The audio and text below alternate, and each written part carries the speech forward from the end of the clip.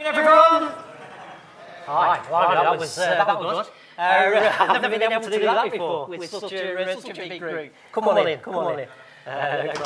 Hello and welcome everyone to this afternoon session, which, as I'm sure you'll know because you booked on it, is called Understanding Imposter Syndrome. So part of the personal development stream of sessions. My name's Lee Morris. You'll get to know a little bit more about me as we go through. I am a bit of a storyteller, so you'll learn a little bit more about me, but it's all relevant to imposter syndrome.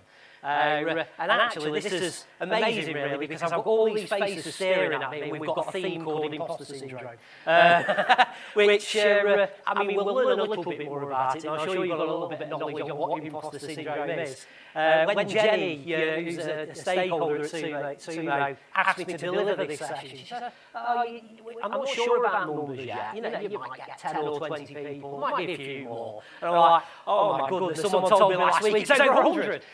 So the imposter syndrome's kicking in. And it's an afternoon session as well. But anyway, welcome to everyone. I know it's an afternoon session, I know it's red hot. It's red hot out there, you're going to want a nice cool drink very shortly and to relax. But I really hope that the investment in the time on this session will be very worth it. Okay, so before I start, actually what I'm going to do is I'm going to ask people some questions. Straight away. But the beauty is you don't have to answer them. Well, not to say yes or no. But just give me a little bit of a signal if any of these questions ring true. So if any of these questions you would say, yeah, that's me. Just give me a bit of a thumbs up, hands up if you're an extrovert, whatever it might be, or even a smile or something like that would be good. So I'm going to read these because I want to get these questions right. So think about in the workplace, really. So have you ever apologised for something when it's not been your fault? In your role, have you ever felt like a fraud? Okay. Do you over-worry about what other people will think? We've got someone here that's just keeping her hand up. Which is brilliant, great. Are you a perfectionist to the point where you over-worry and stress out about it? Yeah, I'd already got hands up at perfectionist, which is good. Do you fear what other people will think about the job you do? Yeah. Do you get focused on the past and sort of dwell on mistakes? Do you let things ruminate a bit? Yeah, okay. And what about the future? Do you get a little bit concerned about future tasks? So we're definitely we're in the right ballpark here. Do you struggle to enjoy success? Yeah, because you're too busy kind of thinking about the next thing and the next thing and the next thing. Do you overwork to make sure that you're doing a good job? Yeah, I've got someone straight away, 2 thumbs up. He's making sure, I don't know who his boss is, but he's making sure that he's there.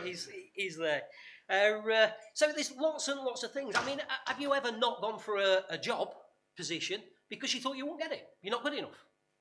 Yeah, so there's lots and lots of questions, and I guess you probably know the point of this.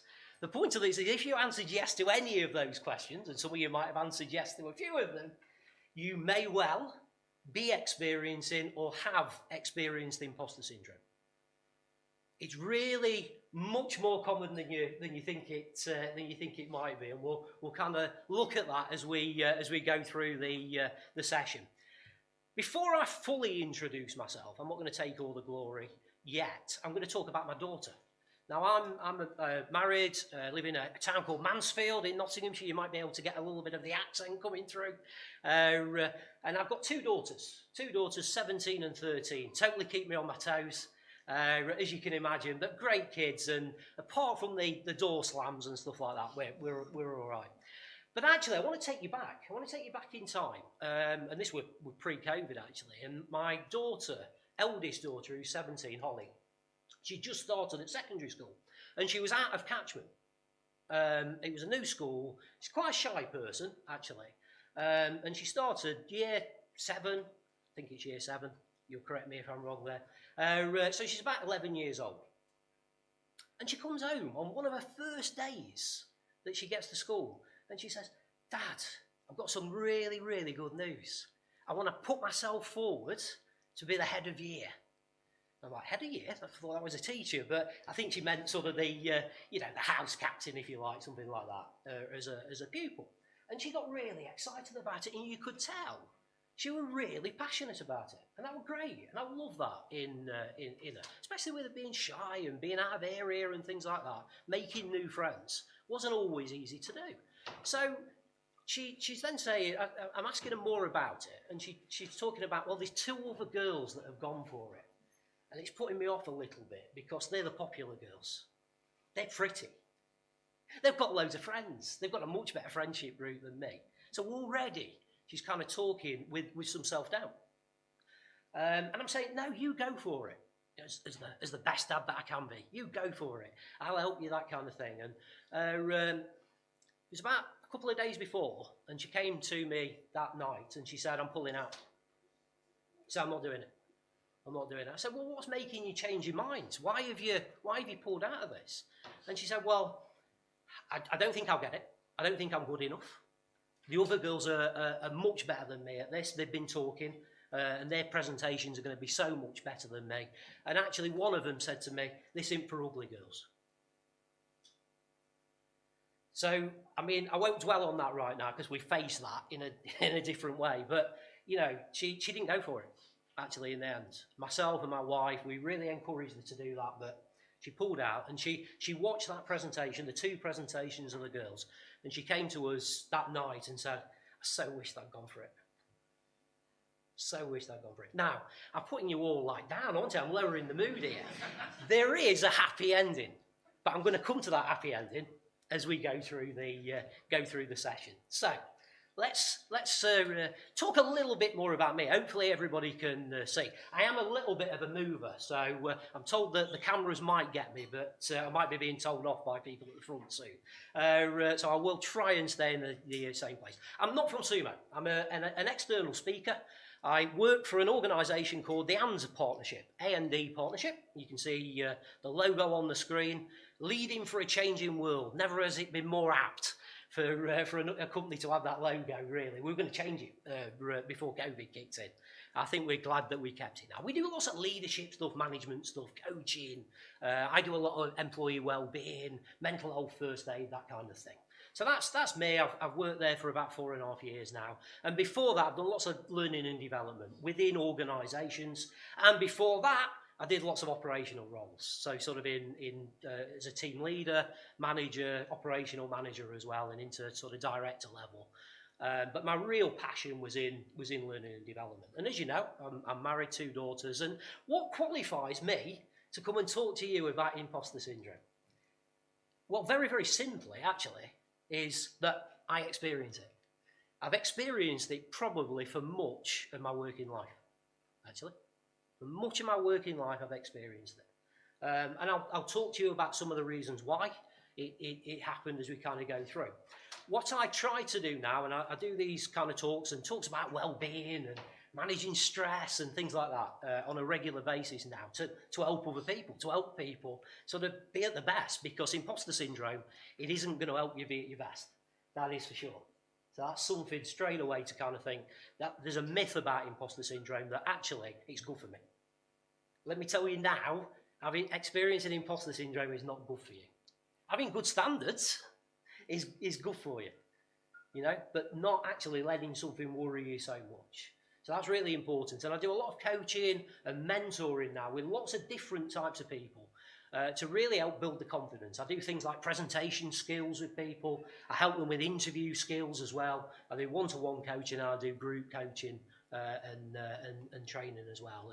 And I love it. I love it. But I will say to you right now, that doesn't mean that even in this situation, the imposter syndrome didn't kick in. Because it did. I worried about this last night. I worried about it this morning. I worried about it when I had some lunch. And I do things when I'm experiencing imposter syndrome that's perhaps not very helpful, which I'll come to later. So we have lots of helpful coping strategies, which we'll identify, hopefully.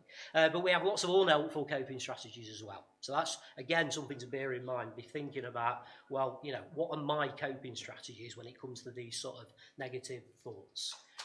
One of my stories, I guess, about imposter syndrome when it really appeared the most was when I first delivered a presentation, and I'm going to show my age now, maybe a little bit, but about 20 years ago, something like that anyway. It was one of the first presentations I ever did, and I did it in front of board members, 6 board members. And I was worried about it. I thought I'd done my own work with it, but I delivered the presentation. I still remember the room that I was in, room 2.3 in Ruddington, Nottingham. That's etched on my memory. And they just looked at me. They just stared at me. And then a deluge of questions started. Really challenging questions. Now, you know, this is years ago, not built up that experience, not built up that resilience, if you like. And I don't mind telling people, I left that room and I cried.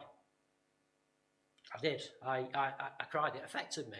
And if you think that's 20 years ago, and it's still affecting me. When I deliver some presentations, not all, when I'm delivering them in front of a board of directors, that's when it really kicks in. 100 people, not so bad. Still there, but it does kick in. So that's a little bit about me, a little bit like what I do. You will have an opportunity, I'm sure you all know this, to ask questions at the end. Please do. Also, you know, don't be afraid to share any insights, tips, techniques as well. I ain't got a monopoly on all the great ideas. I can only really share my experience. We better get this right, aren't we? What is imposter syndrome? It's all right me blabbering on about it, but what is imposter syndrome? What does it mean? Some of you will have an idea of it. Some of you might have a really good idea of it and maybe even studied it, etc. I'm not a psychologist. I'm not an expert. I'm not a university lecturer or anything like that. I feel like one in here, but I'm not. I'm someone with lived experience. I'm someone with lived experience to the point where my imposter syndrome has given me anxiety. And occasionally I will experience panic attacks. And a lot of it is to do with the imposter syndrome that I have. So what is imposter syndrome? There's some words on there. Hopefully everybody can see those words. A psychological pattern of behaviour. All about the mind. And we'll all know what a pattern is. Now, it's usually a pattern, imposter syndrome.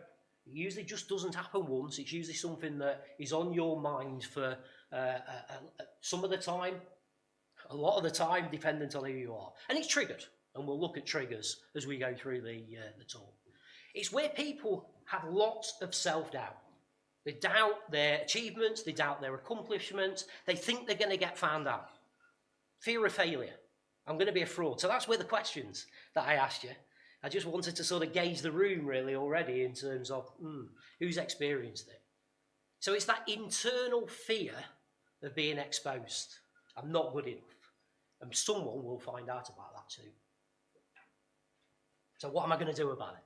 That's the kind of thing. So that's imposter syndrome. Again, you can look it up. I even had imposter syndrome looking at how to spell it, because I thought someone's going to query this. Now, I am told to put anybody's mind at rest that you can spell it with an E or an O. So just in case anybody were going to pick me up on it. There are different spellings. It means the same thing. So that's a little bit about imposter syndrome. And that last bullet, I think, is one of the most important ones to get across today.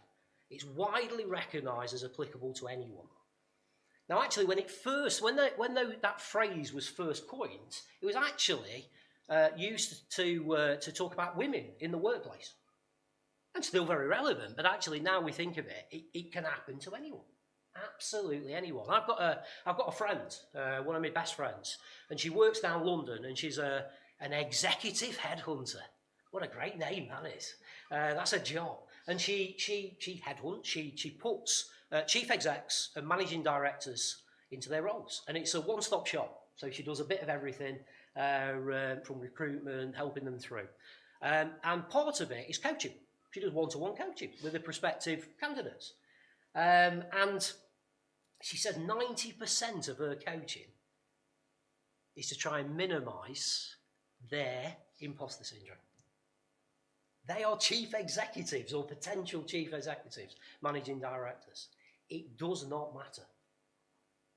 It can happen to anyone. And a lot of people hear these talks, come on the sort of sessions, and that's one of the things they kind of take away. And it's quite cathartic in a way. It doesn't solve your problem, but actually you kind of start to think, well, you know what? It's not just me. It's not just me experiences. My manager might be. The chief exec might be, because we do. And actually, sometimes the more we move up a level, the more pressure we put on ourselves as well. So it can actually get worse as well. So that's imposter syndrome. That's what it is. That's a definition. So I want everybody to be honest now. Put your hand up if you've ever experienced imposter syndrome. Yeah, there might have been one or two that haven't, and that might be because you haven't. And the one thing that I will say is not everybody does. Not everybody does. Not everybody will admit it, by the way, either. And that's fine. You don't have to admit it in front of a group of 100 people. You leave that to me. I'm all right doing that. But actually, you need to admit it to yourselves. And that's kind of one of the really big tips that I want to share is that self-awareness. Am I experiencing it? What's triggering it? What does it feel like? What can I do about it? And there's some really simple techniques, tricks, if you like, that can really help with that. And because it's to do with the mind, some tricks will work for you and some tricks will work for you. You know, they're different. So, you know, don't think that this is a one-size-fits-all. So according to the latest research, over 70% of us will experience imposter syndrome at least once in our lifetime. Now, I think from my sort of straw poll that I got, it was more than 70% of this room. And actually, I do these kind of things online now. Yeah, we're forced online on Zoom and Teams. And when I do a poll, we pretty much get 100% of the room. It's anonymous then, you see, anyway, so nobody finds out. So it just shows you, doesn't it, that, you know, actually there's more to it than perhaps people think. It's much more common than we perhaps think. So who are the people who have experienced imposter syndrome? Well, I've already said it can happen to anyone. Anyone can experience imposter syndrome, regardless of level, age, experience, whatever it might be. Everyone can experience it in the workplace. There's some famous people that have, and you'll have some famous people, I'm sure, that you know as well, that kind of come to mind. So, you know, you've got people like Albert Einstein, John Steinbeck, Meryl Streep, of course, real prize-winning, Oscar-winning actress. Sheryl Sandberg, who's a really senior person at Facebook, and widely known as a billionaire, experiences imposter syndrome. What? As a billionaire? And you've got your actors there, Tom Hanks, lots of sports stars actually. We've put Serena Williams, but there's lots of sports stars that experience that imposter syndrome as well. Two that really resonate with me, stick out for me, are ones that I've recently read. So one of them was Adele, I'm going to say pop star. I'm not really down there, am I? I'm not sure what, but anyway, hugely famous singer. She always says, especially when she's going live, that she experiences that self-doubt. Am I going to be good enough? Are they going to like me in that audience, if you like? That's Adele. Millions selling, millions of pounds, etc. Another example, again, some of you will have seen her, Holly Willoughby, the TV presenter. She seems to be everywhere on our screens in the UK at the minute, and you know she does a really good job. But she wrote an article, and again, it's quite a recent one, so if people want to sort of Google it after, then you can do. But she was talking about the fact that she had a really bad interview really early in her career with the Prime Minister at the time, who was Gordon Brown, and it went really badly. And people said it was going to go badly because she weren't experienced enough, etc. And it did. She admits it. It did go badly, and that really held her back. She coached herself. She got some real help with that. And one thing, you know, a real tip, and this will be a tip straight away rather than at the end. What she said to herself was, "I'm not perfect. I'm not perfect, and I'll never be perfect. But I'm giving it everything. I'm giving it everything that I've got. I'm being at my best." And I think sometimes we want to be perfectionists in this world that we're living in, that's ever-changing, that's volatile, that's uncertain. And actually, are we ever going to achieve that perfection? And that is one of the things around imposter syndrome that can really kick in perfectionism. So that was, you know, so there's famous people. So it's no surprise that me and everyone, or a lot of people in this room, have experienced imposter syndrome. Oh my goodness, you're thinking. He's now you know, made us aware that we're all experiencing imposter syndrome. Now he's asking, are there different types? Well, the answer to that is yes. There are different types of imposter syndrome. See if any of these kind of come home for you here. Here we go. There we go. So hopefully everybody can see these. So there's the superhero. The superhero. You need to be good at absolutely everything. Not just in workplace. You need to be a brilliant parent, a brilliant friend, brilliant at your hobbies. Whatever it might be, you've got to be fantastic at it. And what you tend to do, because you're that superhero, is you tend to overwork. And guess what happens there is you overcommit yourself, you don't say no to things, you overpromise on things. Guess what? You burn out, potentially, if you don't manage that. So that's the superhero side of things. Then you've got your natural genius. This is the person that feels as though they've got the knowledge already, and if they don't know everything there is about a project, the self-doubt kicks in. Well, I should do. They're going to find me out. This isn't any good. Oh my God, I might walk away. I might give up. Potentially is kind of what can go through the minds of people that experience that. Then you've got the experts who need to have that understanding of everything. And they just need to learn more and more. So they're just not satisfied with what they're getting in the first place. And the doubt's kicking in. I don't know enough. I don't know enough. I need to learn more. The most common type is the perfectionist. The perfectionist tends to be, where it differs from the superhero, the perfectionist tends to be in the workplace. And it tends to be focused sort of on projects, if you like, on their work. I need to get this right. I need to get it 100%. If I don't get it 100%, if it's 99% right, I've smashed 99% of all of it. It's looking really good. Whatever the project is. Terrible. Terrible. They're going to find me out. I'm going to get sacked. I'm going to get sacked. Catastrophizing comes in. Again, people are nodding. There's some smiles. I do. I catastrophize. I feel as though I'm going to get sacked. I'm going to lose my house. My wife's going to walk out on me at times. And I'm, okay. It's not that's not all the time when you get in imposter syndrome, but it can work like that. And then you've got your soloist. And this is an interesting one. People might not know this about me, because you don't really know me. I'm an introvert. I'm an anxious introvert. Anybody else an anxious introvert out there? And as an introvert, what I prefer to do is work under my own steam. And I don't ask for help. And I might be drowning, but I still don't ask for help. And then, of course, I fear as though I'm going to get found out. I still don't ask for help, and I don't do what I can. And of course, there's a downward spiral there. So there's all different types. Anybody see the sort of one that they fit more? We've got a few people sort of nodding there. Now, one question that people say is, well, can I have more than one? This is scary. Yeah. You can have all five if you want. I fall into a few of them. Absolutely. Me telling all this, I'm still here. I'm here talking in front of you. So there's tips and techniques out there. So don't think I'm now selling this like, oh my God, this is terrible. There's loads of things you can do about it, honestly. So what are the things then that can trigger imposter syndrome? What triggers it off? Well, the first thing to say, and this is where it can get quite emotive, and I'm not going to get too deep today.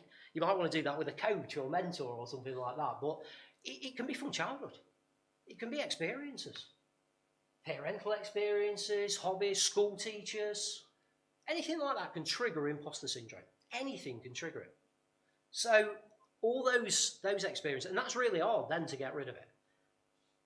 Look at them all on there. I mean, there's loads. I'm not going to read them all out. I'll let you digest it, and I'm pretty sure you'll get a copy of the slide deck outside this, because you can take this away and share it if you want to. But look at it. It can be pretty much anything really can trigger that imposter syndrome. It's personal to you. Lots of stressful situations, certain social situations can bring it on. Change, new situations can, different people. Senior leaders can trigger it. Senior leader comes to you and asks you a question. Oh my God, they're trying to catch me out. Reframe it. They want to know the answer. They haven't got a clue. You're the SME. See what I mean? And again, that's a tip. It's about reframing that at the source, really. You've seen the trigger. You know what's going on in your head. Right, how do I put a positive spin on that? So lots and lots of times that can trigger imposter syndrome. And when I say imposter syndrome, it can be any negative self-limiting belief, really. Any negative self-talk. Not even necessarily imposter syndrome in itself. So how do you recognise the signs? Well, I asked you some questions early on, and you can kind of gauge how you recognise the signs. Here are some characteristics. So that feeling of being inadequate, I'm not good enough. Fear of failure. Perfectionism, we've already talked about. Procrastination. Yeah, a few people, yeah, I do that when I'm experiencing it. Oh, yeah, paper shuffling. Yeah, I'll just work on this task because I'll tick this one off. Actually, this hard one I'm really struggling with, I'll leave it. But you can kick in. Not necessarily with imposter syndrome, actually, procrastination. You can over-prep. So the point is that you'll stay up till 3 in the morning, make yourself really tired, you've got a presentation to do, and are you really at your best then? Terror of being found out. You take on a just surviving mindset. Just do enough. Negative, quite pessimistic in terms of how you are. And again, that's that mindset, I guess, there, in terms of it. Dwelling on past mistakes. Lots and lots of self-doubt. Lots and lots of questions that you kind of give yourself. And the self-talk is things like, oh, I got lucky. It was a fluke. It was nothing. They're being polite. They felt sorry for me. I had a lot of help with it. They've got low standards. Anybody could have done what I've done. Ring trick.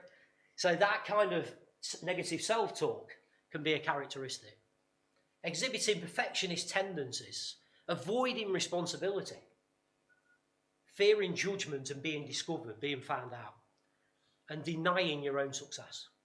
So actually, instead of enjoying the now, you're reflecting on the bad things that went off before, or the little mistakes that you might have made. Or you're really worried about the future. You're never in this present bit. We've got to enjoy our lives.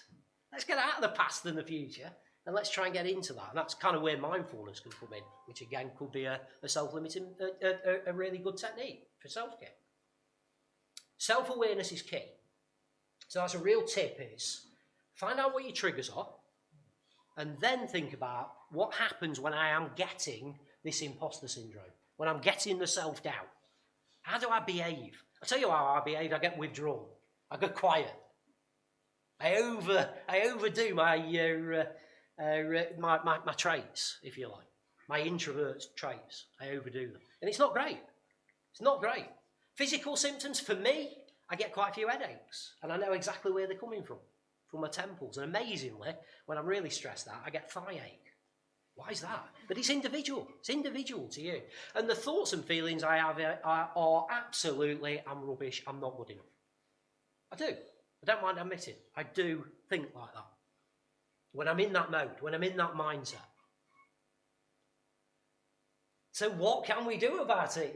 Yeah, that's what you're wanting to know, isn't it? Yes, yeah. Well, I've given you a few tips and techniques as we've gone through. One of the biggest things, actually, is look after your general well-being.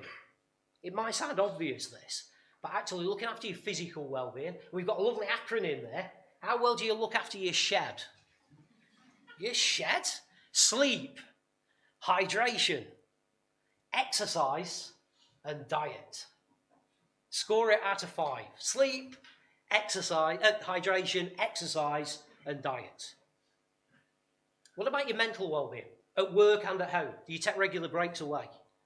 Do you take annual leave when you should? Do you try and find periods to relax? Even if it's not at work, at least outside of work. Do you have time in nature, fresh air? And what about your social well-being? Because even if you're an introvert, that doesn't mean that you're not social. It just means that you get more energy from being on your own sometimes. You have to recharge a bit. So actually, think about your social, because actually talking to someone, and this is going to sound dead obvious, isn't it? It's a really good way of minimising your imposter syndrome. Talk to someone that you trust in the workplace or outside of the workplace, that actually they'll listen to you and they'll support you, but they might not be afraid to challenge you and give you a bit of a kick up the backside and say, well, where's evidence for this? Because quite often your beliefs won't even be true. Would you believe? Not even true. So, but you've got them, and they're very deep-rooted from years and years ago. Here are some other fantastic techniques. And remember, you'll get a copy of these slides. The first thing is, as soon as a negative thought comes in, don't let it ruminate. think, this is me, imposter syndrome. Some people even name it. Oh, Eddie's here again. Right, I'm going to do something here. Yeah, some people have too. Positive. Ask for evidence. Challenge yourself. Why am I thinking like this? Think about the rational response. Your inner critic's there, but try and reframe it from that negative thought into a positive one. Senior manager asked me a question because they want to know. Because actually they trust me. Because actually I'm a subject matter expert. Spend time with positive people. Now that's sometimes tricky, but try and spend more time with positive people than negative people. We know positivity breeds positivity and vice versa. Speak to people about how you're feeling. Get some support and challenge in the workplace or at home. How would you advise an imaginary friend or colleague if they were going through it? Because quite often you're very good at advising other people over a coffee. Not so good at advising yourself. Review previous feedback and experiences. Use it to create a set of affirming beliefs. I'm not going to lie, I've got a journal here. I'm not going to show you the journal. I take it with me everywhere, and it's got lots of good feedback, affirming beliefs, positive stuff, thank yous, that kind of thing. It really helps actually when I'm starting to feel low. Just practice having that positive and optimistic mindset. Now, there's a lot to that. It's much more complex. I deliver courses on it. But it's about, where am I right now? What's my mindset right now? Is it in that negative sort of pessimistic place? How do I flip it? What can I do? Is it about self-care? Is it about some of these other techniques? Focus on your strengths. One of the best exercises, I don't expect people to do it now, grab hold of an A4 piece of paper, blank one, and just brainstorm all your knowledge that you've gained, the experience that you've gained, the skills, the attributes, the achievements, your USPs, unique selling points that you've got. Honestly, it's a brilliant activity. I do it when I'm coaching with people. I also do it to self-coach as well. And then the only other one that I would say at this stage, which is really important, is focus on the things you can control and influence. We spend a lot of time worrying about things that are just a given. So some of you might have seen this model, which is by a really famous author who wrote The 7 Habits of Highly Effective People, which was Stephen Covey. And he said you can classify everything that's going off in your head, all your challenges, into 3. First one is you can control it. It's within your control. Second one is I might not be able to directly control it, but I can definitely influence it. And the third one is it's just a given. I can't do anything about it. It's causing me concern. It's not just me saying this. The really clever people who do all the research will say it's much better for your mental well-being and to minimise that self-doubt if you can focus on things you can control. I don't know if people are like me and like a to-do list and like to tick things off, that kind of thing. So I will do that. I'll do that. I'll look at what's urgent and important. And I actually now brainstorm everything that's going off in my head once a month. I put time in my diary, half an hour to do it, and then I classify it using Covey's circles. What can I control? It's a C. What can I influence, and how do I get it into my circle of control then if I can influence it? And what are the things that actually I just can't do anything about? It might be environmental, political, whatever it might be. A really, really useful model and technique. And there's lots more. I practice gratitude as well. I think that's really important. And I actually put things into perspective as well. What I'm worrying about, what's the worst that can happen to me? What's the worst that can happen here? You can all boo me and you give Sumo terrible feedback. Okay, I'm still alive. I've still got a great family and my cockapoo called Mabel at home waiting for me. So sometimes we do have to put things into perspectives. And the other one, the final one, I just wanted to share, and then we've got a little bit of time for a Q&A, is set goals, but don't be purely focused on goals. Focus on the habits that are there to achieve them. Get yourself into good habits, personally, and in the workplace. And if you want to read more about it, I'm not on commission here, brilliant book that's just come out by James Clear, which is called Atomic Habits. Some people might have heard of it, some people might not. But he talks about the importance of great habits. We sometimes focus too much on goals and not enough on getting there. Actually, if you put yourself in great habits, the goals will look after themselves. So that's an interesting one as well. A lot to cover in a very short space of time, but hopefully that's give you an overview and an understanding of what imposter syndrome is, some of the characteristics behind it, some of the different types of imposter syndrome. How you can spot the signs and what triggers it, and then some techniques.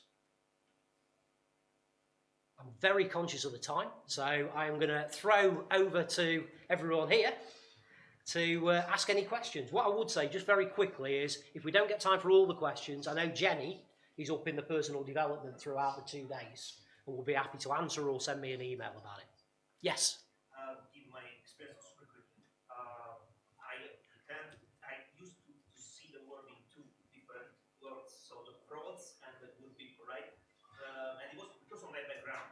But then by experience, by meeting new people, I found out that that's not true, right? Everything is great, and even the people that think perfect, they are flawed.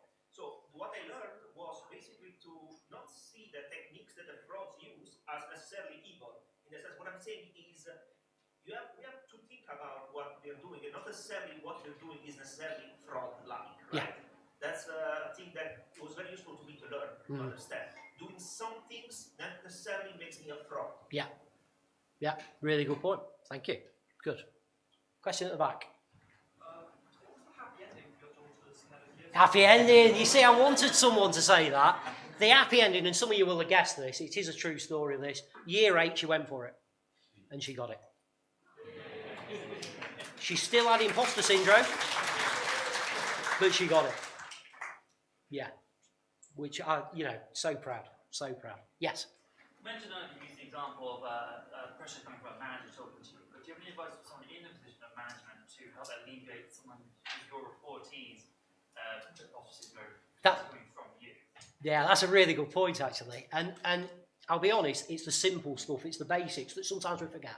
So it's regular check-ins, it's regular encouragement, it's saying well done when someone deserves a well done or a thank you, and giving them that knowledge, if you like, of what they did well. But also, it is being brave enough actually to give good feedback, both positive and developmental feedback actually, because as long as you explain it right and why you're doing that and work with that person to achieve it, then you're not going to bring on that imposter syndrome. But it's a really good point actually. As a manager, you're not just thinking about your imposter syndrome. We've established that most people experience it. So what are you doing about everybody else's within your team? Are you actually making it worse with some of your behaviours, or actually are you helping to minimise it? Yes? I just wanted, as a recovering person from imposter syndrome, I want to give a quick little note. I spent my entire career, 20 years, trying to build MMOs. Shipped 3 of them, went to work for World of Warcraft, my dream job. Got there and immediately wanted to quit because I thought, oh my gosh, they're such a great team. They know how to do anything. What can I possibly give to them? And luckily, they talked me out of it because they came to me and they said, we don't know what we're doing. They had imposter syndrome too. So if you've been hired by Sumo, it is more than likely that you've been hired to do a job. And good ideas come from everyone. So please just be encouraged. You're in these seats because Sumo wants you. Absolutely, really good point. Really good point. Any other questions? Yes, at the front. With social media being kind of a breeding ground of comparison and the kind of underlying feeling of performativity on a day-to-day basis, what techniques would you say is great in more that direction of imposter syndrome? Well, it's easy for me to say I have breaks from social media in this day and age, but of course we can do that. But it's getting some of these basics right about you. It's thinking about you and not comparing yourself. Really good point made there.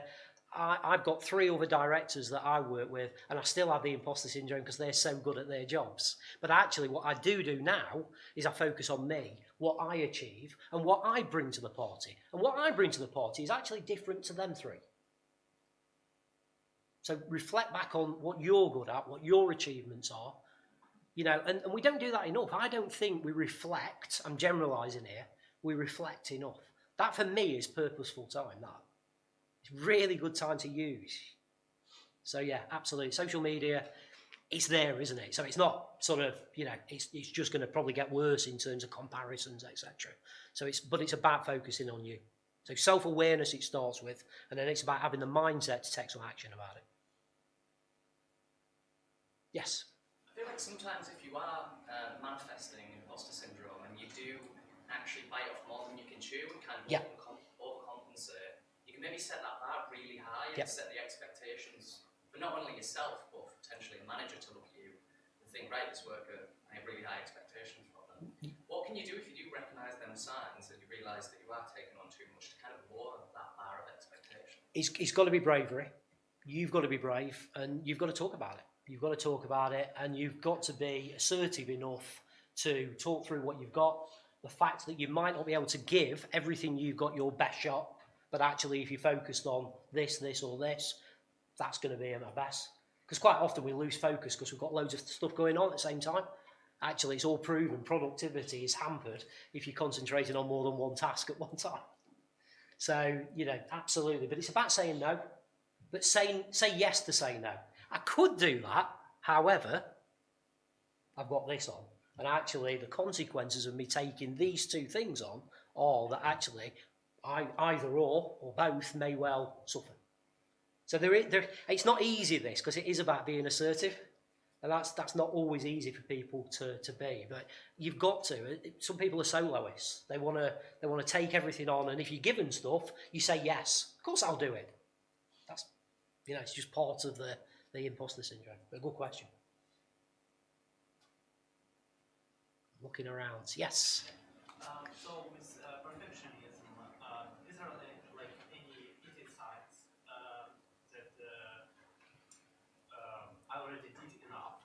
So what I tend to do is like I did some work and then I think I can improve on it and then I can improve more and then I can improve more, Yeah. and it becomes this cycle of Yeah.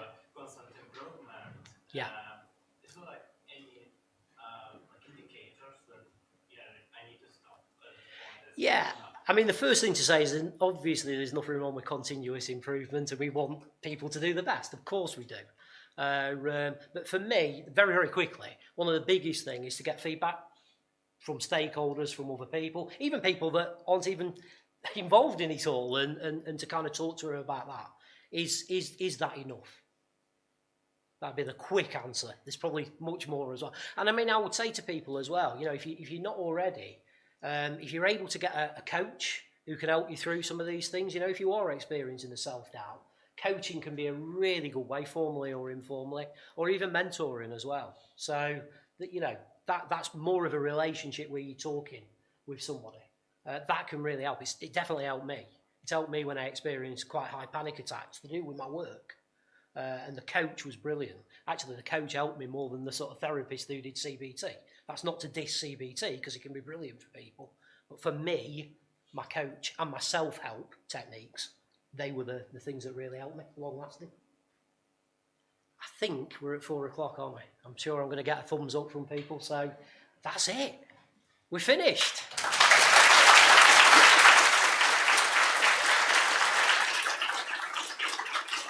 Thank you. I don't know whether to enjoy that round of applause or think about my next presentation.